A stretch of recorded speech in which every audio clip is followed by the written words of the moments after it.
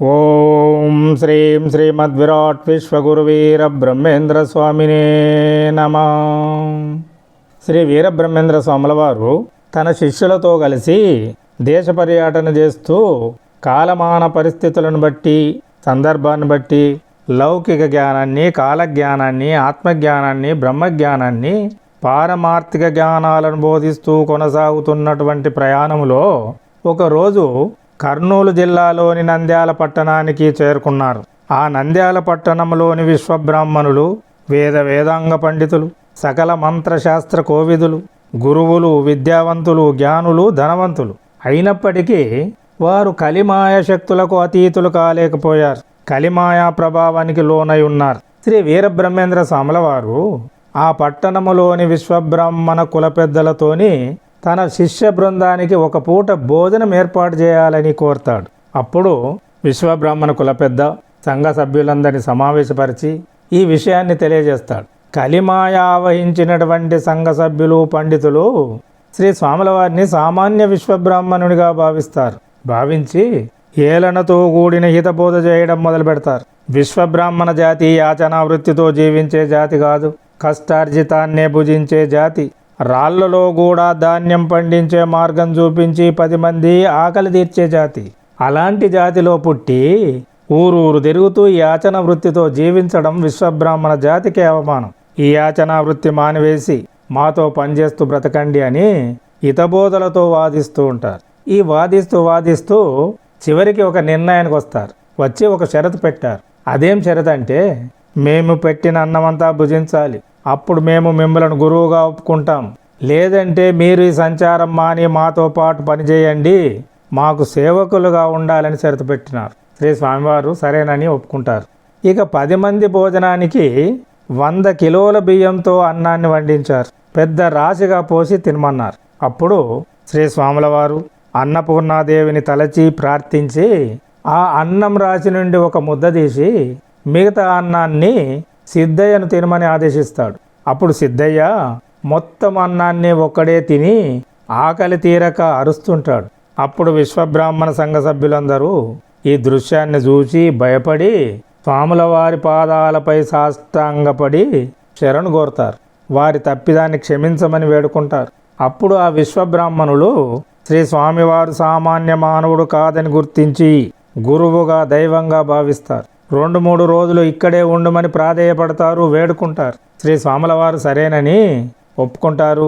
2-3 రోజులు అక్కడే ఉంటారు. వారికి ఉన్న సందేహాలన్నీ తీర్చుకుంటారు. జ్ఞాన సంబంధమైన అనేక విషయాలను తెలుసుకుంటారు. భవిష్యత్తులో జరగబోయే కాలజ్ఞానం బోధించి మమ్ములను, మా పట్టణ ప్రజలను పునీతులను చేయమని కోరుతారు. అప్పుడు శ్రీ స్వాముల వారు సరేనని వారిని సంబోధిస్తూ చెప్పినటువంటి కాలజ్ఞానం ఇది. అన్నలార వినుండు మున్నెవ్వరికి నెరగరానిది దివ్య దృష్టితో నెరిగి చెప్పినాడను సాంద్ర సింధు వేదమున నందరెరుంగ గోవింద వాక్యముల 5000 అబ్దంబులరిగిన పిదపా పాంచాననం వారి వంశంబునందు వీరభోగ వసంత విభుడనై పుట్టి శ్రీలక్ష్మితో గూడి శ్రేయముల్ మీరా రామరాజ్యంబుగా భూమి పాలింతు నీ వచ్చు లోపల భావి కాలమున కలియుగంబున చోద్యములు చాలగలుగు పెనుగొండలో పెద్ద బేరీలు మ్రోగు ఆ మ్రోతలకు లోకులదలి చచ్చెదరు కరములు 16 గలిగిన పడతి గండి కోట ధరించు కలహంబులగును ఉదయగిరి చివరానొక మర్రి క్రింద 7 బిడ్డల అనేక కాలమున గనునొక్క కాన్పు లోకాంత యొక్కర్తు హంపీలో నున్నట్టి ఆంజనేయుండు కనలి వీధికి వచ్చి పెనుకేక వెట్టు ఆ కేక విని మహానంది మూలంత ప్రజల కులంబడి రాలిపోయెదరు శ్రీగిరి మల్లయ్య శిఖరంబు మీద పావకుండు వెలంగు పవలు నూరేలు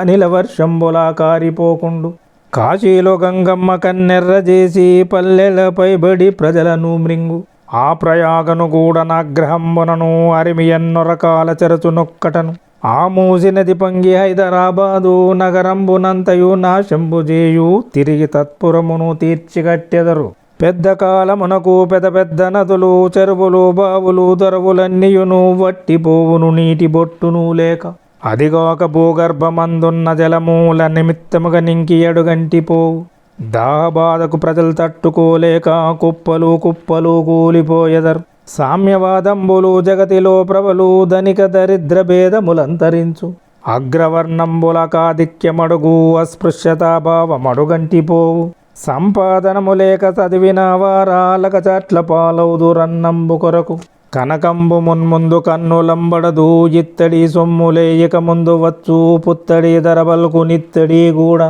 వరాలు మాడలు మరియుండబోవు వెండి కొండలు పైడి కొండలు ముందు మన దేశ చరితలో మరుగునంబడును ఇట్టి ఉత్పాతమ్ములెన్నియో పుట్టు కనకదుర్గమ్మ ముఖద్వారమందు పూర్వదిశ భాగమున నేడు పుట్లు నల్లలూరాలును కల్లగాదపుడు చుక్కలూరాలును సూర్యుండు వనకు వారాసి గర్భస్థపడబానలమ్ము సర్పాకృతిని వచ్చి జగతిన్ దహించు కొండవీడున పెద్ద గొడవలు పుట్టు బొబ్బరించును శక్తి మూల రంగమ్మ కాళికాదేవి బంగాళదేశమున శక్తి రూపం దల్చి చెలపట్టి ప్రజల పచ్చినెత్తురు ద్రావి ప్రాణాలు గొనును మరి పశ్చిమంబున మాతంగి శక్తి బహుద విజృంభించి ప్రజల మన్నీగొను రామేశ్వరమునందు రణములే జరుగు రాజ్యాధిపతులెల్ల రాలిపోయెదరు తిరుపతి కడదౌడు దిబ్బలలోన నారు బారల లోతు నందు గంగమ్మ ఆవిర్భవించును నా జలాశయమే ఆధారమగు నమ్మ క్షేత్రమునకు మరియు వెంకటేశ్వరునాలయమున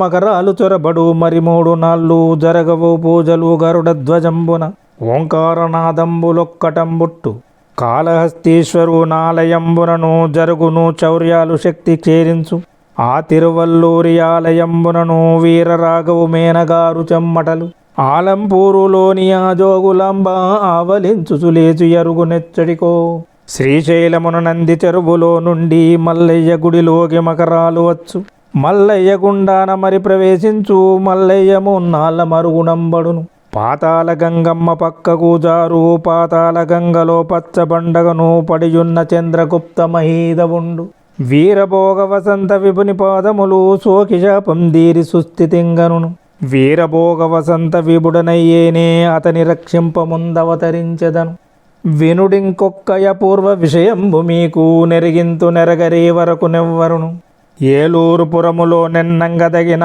కాపరి కులములో గణలక్షణుండు బాలకుండొక 2 ప్రవహించునా తాడొక ప్రక్క తెల్లనా ఒక పక్క నలుపు సగము కురులు తెలుపు సగపాలు నలుపు కనుముక్కు తీరు చక్కగా నుండు కనులు పుండరీకములట్టు పొలుపారుచుండు దృఢ శరీరుడు బహుధీమంతుడరయా 13 ఏడుల ప్రాయంబునందు అమెరికా దేశీయులతని దూచెదరు దైవంబు వలెవాని తమ దేశమునకు గొనిపోయెదరు ముందు కూర్మి మీరంగా అదిగాక దక్షిణ అమెరికా యందు లోకభీకరమైన భూకంపమొకటి వచ్చును నొక ముఖ్య పట్టణం బెల్ల నానా విధంబుల నాశమైపోవు ఈ రీతిగా సర్వధారణీతలము విపరీతమగు ప్రజావృద్ధితో గూడి కూడుగుడ్డయు నిల్వ నీడయు లేక సుఖశాంతులు లేక సుస్థితి లేక బహుద తపించును భావి కాలమున ధరణి బాధలు దీర్ప మరి శాంతి కూర్ప ద్వేష నలములార్ప తృప్తి నెక్కొల్ప వైషణ్యముల నంపబాడి బండింప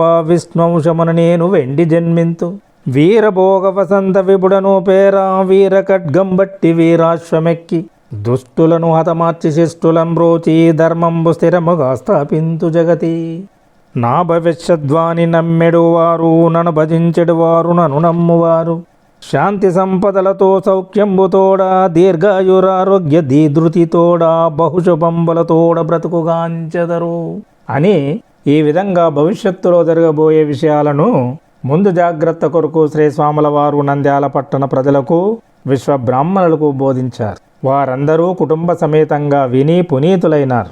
రాబోయే తరం వారికి అందించారు. ఇరుగు పొరుగు గ్రామాల ప్రజలకు కూడా అందించారు. శ్రీ స్వాముల వారి దివ్యానుగ్రహాన్ని వంశపారంపర్యంగా ఇప్పటికీ పొందుతూనే ఉన్నారు. ఇది విన్న మనమందరం కూడా ధన్యులమైనాం. అందరికీ శోభం శోభం శోభం.